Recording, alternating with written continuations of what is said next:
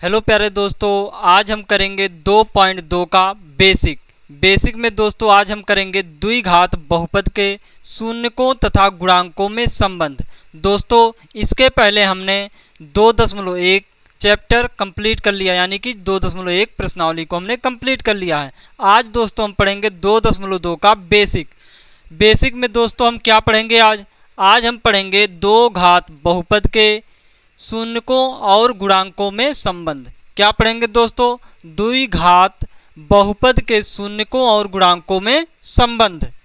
तो दोस्तों हमने कोई एक बहुपद ले लिया दो घात का, जिसको माना हमने p ऑफ x बराबर है ax² plus bx plus c।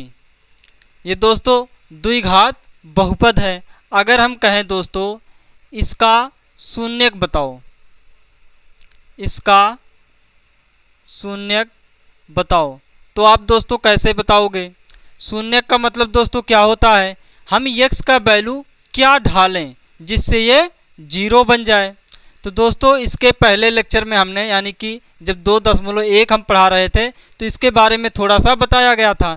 तो दोस्तों हमें x का वैल्यू क्या ढालें कि जिससे ये 0 बन जाए। तो कोई एक उदाहरण लेकर समझते हैं। जैसे है x² प्लस 7x प्लस 10। ये है एक बहुपद p ऑफ x बराबर क्या है दोस्तों, एक हमने उदाहरण लिया p ऑफ x बराबर x² प्लस 7x प्लस 10। दोस्तों अगर हम पूछें इसमें हम क्या ढालें, जिससे इसमें हम क्या ढालें यानी कि शून्यक। अगर हम इस द्विघात बहुपद का शून्यक पूछें तो आप शून्यक कैसे निकालोगे? तो कहोगे सर हम इसमें x का वैल्यू क्या ढालें जिससे ये 0 बन जाए। तो दोस्तों हम क्या करते हैं, हम इसको 0 के बराबर मान लेते हैं। कैसे मानेंगे? मानेंगे x² प्लस का 7x प्लस का 10 बराबर 0। तो ये क्या बन गया दोस्तों? द्विघात समीकरण बन गया। द्विघात समीकरण को कैसे सॉल्व करते हैं? x² प्लस का 7 को ऐसा तोड़ो जिससे गुणा करने पर 10 आ जाए और जोड़ने या घटाने पर 7 आ जाए। तो क्या बनेगा? 2x प्लस 5x प्लस 10 बराबर 0। दोस्तों इसमें से कॉमन कर लो x, क्या हो जाएगा? x plus 2। यहाँ पर क्या कॉमन करेंगे? 5। तो क्या बनेगा? x प्लस 2 बराबर क्या आ गया? 0। तो इसमें क्या कॉमन हो रहा है? x प्लस 2 कॉमन हो रहा है और क्या बचा? x plus 5। तो ये हो गया x प्लस 5 बराबर 0। यहाँ से x का वैल्यू क्या आ जाएगा दोस्तों? x बराबर आ जाएगा -2 और -5। तो दोस्तों इस द्विघात बहुपद का शून्य क्या हो गया? -2 और -5। क्या हो गया? -2 और -5। दोस्तों इसी प्रकार इस द्विघात बहुपद का हमने शून्यक मान लिया कि अल्फा और बीटा है। इस द्विघात बहुपद का हमने दोस्तों मान लिया जो शून्यक है वो क्या है? अल्फा और बीटा। अगर दोस्तों शून्यक इसका अल्फा और बीटा है तो x माइनस अल्फा और x minus beta p of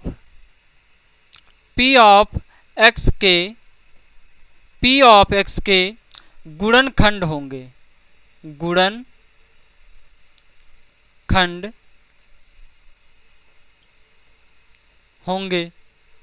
क्या होंगे दोस्तों? x माइनस अल्फा और x minus beta p of x के गुणनखंड होंगे। दोस्तों देखो, जैसे यहाँ पर हमारा एक द्विघात बहुपद था, हमने x शून्य क्या निकाला? -2 और -5। तो दोस्तों ये -2 और -5 है। अगर हम इसको उल्टा ले चलें तो क्या बनेगा? ये सबसे पहले बनकर तैयार होगा। जब दोस्तों ये बनकर तैयार होगा तो जो ये x प्लस 2 है और x प्लस 5 है, इस बहुपद का क्या है? गुणनखंड है।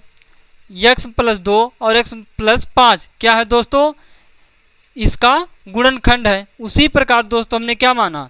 p ऑफ x जो बहुपद है द्विघात का उसका शून्यक हमने क्या माना, अल्फा और बीटा है। अगर दोस्तों शून्यक अल्फा और बीटा है तो x माइनस अल्फा और x minus beta p of x के गुणनखंड होंगे।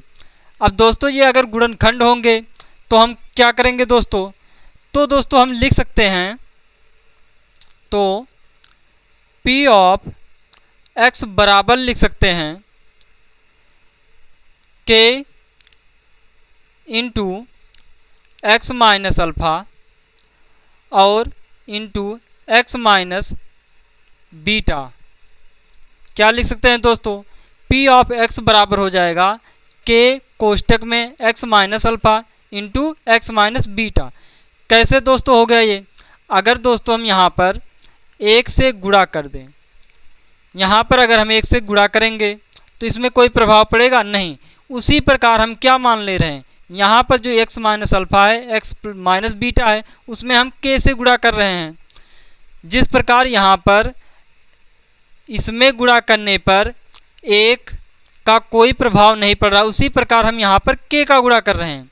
दोस्तों अब हमारा उद्देश्य क्या है, जैसे अगर हमें दोस्तों किसी बहुपद या बहुपद का दो घात बहुपद का शून्यक मिल जाए तो उससे हमें बहुपद बनाना हो तो हम कैसे बनाएंगे, हम इसको उल्टा सॉल्व करना चालू कर देंगे तो क्या बन जाएगा, ये बन गया। अगर इसका फिर से गुणा करेंगे तो ये बनेगा, फिर से सॉल्व करेंगे तो ये बन जाएगा और फिर सॉल्व करेंगे तो ये हमारा बनकर तैयार हो जाएगा।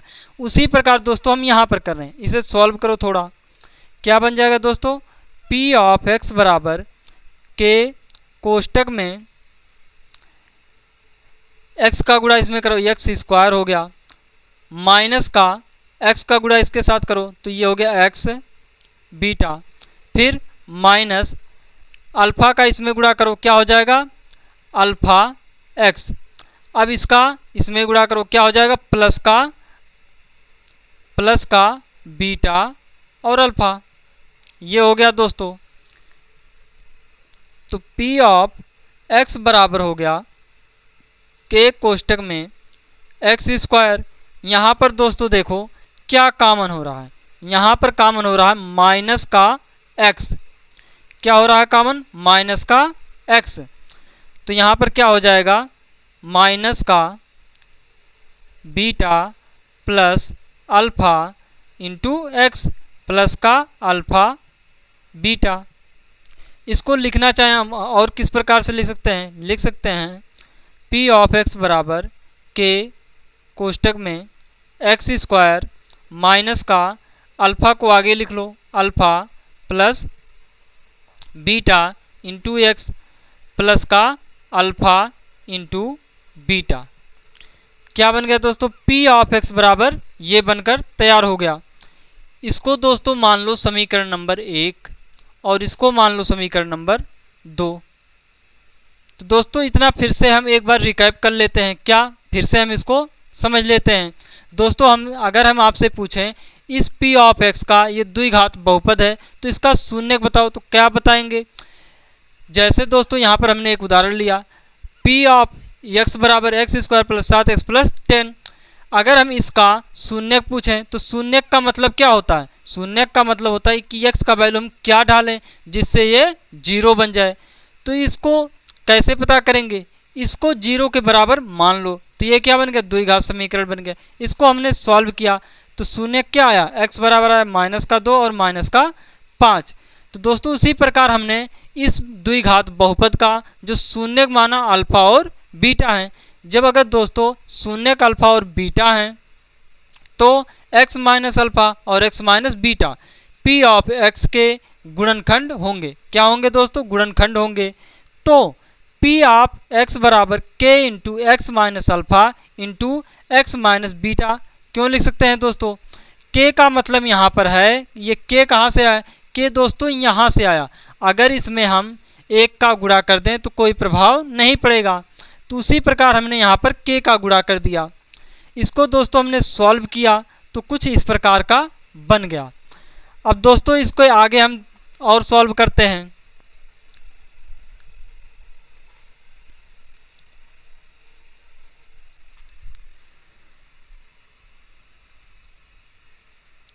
और क्या सॉल्व करेंगे समीकरण 1 और समीकरण 2 से। क्या करेंगे समीकरण 1 व 2 से। समीकरण 1 व 2 से यहाँ पर दोस्तों ध्यान से देखो p ऑफ x बराबर इतना लिखा गया है और यहाँ पर भी क्या है p ऑफ x बराबर इतना, यानी कि p ऑफ x ये भी है और p ऑफ x ये भी है, तो यानी कि ये बराबर हो जाएगा इसके। तो क्या हो जाएगा a x square plus b x plus c बराबर क्या हो जाएगा k कोष्टक में एक्स स्क्वायर माइनस का alpha plus beta into x plus का अल्फ़ा इंटू बीटा। क्या हो जाएगा दोस्तों k कोष्टक में एक्स स्क्वायर माइनस का alpha plus beta into x plus alpha beta, ये हो गया। अब दोस्तों इसे और सॉल्व करो, ये हो जाएगा एक्स स्क्वायर प्लस का बी एक्स प्लस का सी बराबर के का गुणा कर लो सबके साथ, तो क्या हो जाएगा के एक्स स्क्वायर माइनस का अल्फ़ा प्लस बीटा, ये हो गया के इंटू एक्स प्लस का के का गुणा इसके साथ कर लो, क्या बनेगा के अल्फ़ा बीटा, ये बन गया। अब दोस्तों यहाँ पर कर लो तुलना, क्या करेंगे तुलना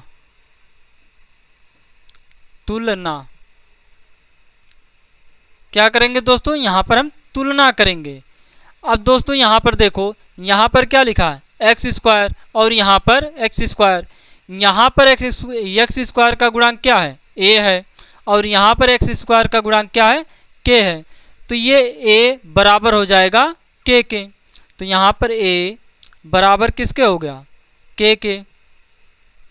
अब यहाँ पर क्या है x है और यहाँ पर भी x है, x के आगे क्या लिखा है b, तो ये x का क्या है गुणांक है और यहाँ पर x के आगे क्या लिखा गया माइनस का अल्फ़ा प्लस बीटा इंटू के, तो ये बराबर हो जाएगा b बराबर हो जाएगा माइनस का अल्फ़ा प्लस बीटा इंटू के।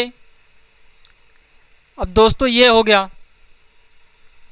अब यहाँ पर दोस्तों देखो c बराबर क्या हो जाएगा k into alpha into beta के, तो c बराबर क्या हो जाएगा k अल्फ़ा इंटू बीटा।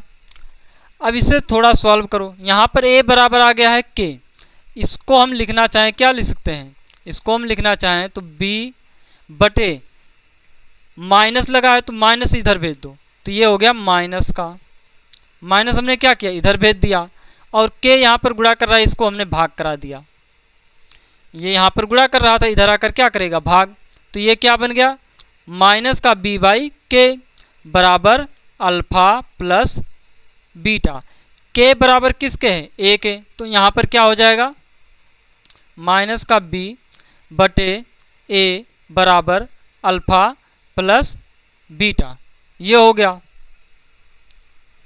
अब इसको भी थोड़ा सॉल्व करो, क्या बनेगा c बटे k यहाँ पर लिखा गया k को इधर भेज दो, तो क्या हो जाएगा k बराबर हो जाएगा अल्फ़ा इंटू बीटा, k का वैल्यू क्या है k बराबर है a के, तो यहाँ पर हम क्या लिख सकते हैं लिख सकते हैं c बाई ए बराबर अल्फ़ा इंटू बीटा। क्या बन गया दोस्तों यहाँ पर बन गया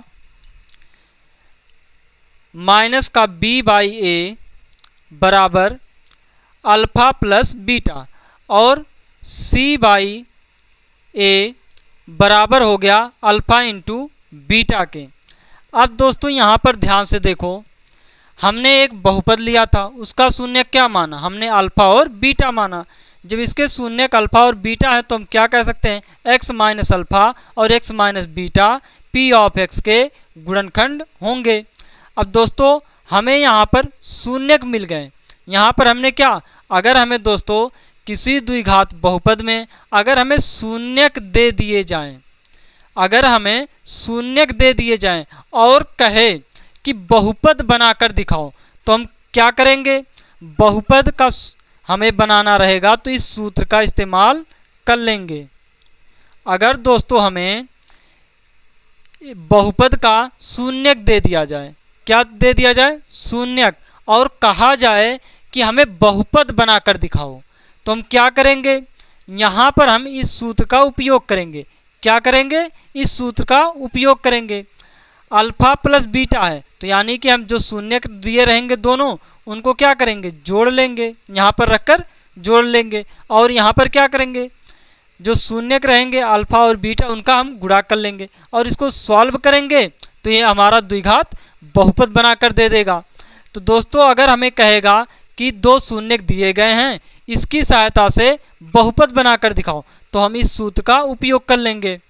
अगर दोस्तों हमें कोई द्विघात बहुपद दे दे, क्या हमें दो घात बहुपद दे दे और कहे कि शून्यकों तथा गुणांकों में संबंध ज्ञात कीजिए, क्या? शून्यकों तथा गुणांकों में संबंध ज्ञात कीजिए, तो संबंध कैसे ज्ञात करेंगे?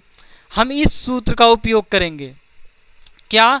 अल्फा प्लस बीटा बराबर हो जाएगा माइनस का बी बाई ए के, और अल्फा इंटू बीटा बराबर हो जाएगा सी बाई ए के। तो दोस्तों ये आपको समझ में आ गया होगा कि द्विघात बहुपद के शून्यकों और गुणांकों में संबंध कैसे ज्ञात किया जाता है। तो दोस्तों एक बार फिर से देख लेते हैं। अगर हमें कहा जाएगा क्वेश्चन में कि ये शून्यक दिए गए हैं, इस शून्यक का उपयोग करके बहुपद बनाइए, तो हम किस सूत्र का उपयोग करेंगे? इस सूत्र का। अगर कहेगा शून्यकों और गुणांकों में संबंध ज्ञात कीजिए, तो हम क्या करेंगे? इस सूत्र का उपयोग करेंगे। क्या है सूत्र? अल्फा प्लस बीटा बराबर माइनस का b by a, alpha into beta बराबर क्या है? C by a. तो दोस्तों आज इतना ही। दोस्तों इसका उदाहरण हम कल करेंगे। अगर दोस्तों वीडियो अच्छा लगा हो तो लाइक, सब्सक्राइब, कमेंट जरूर करें। Thank you.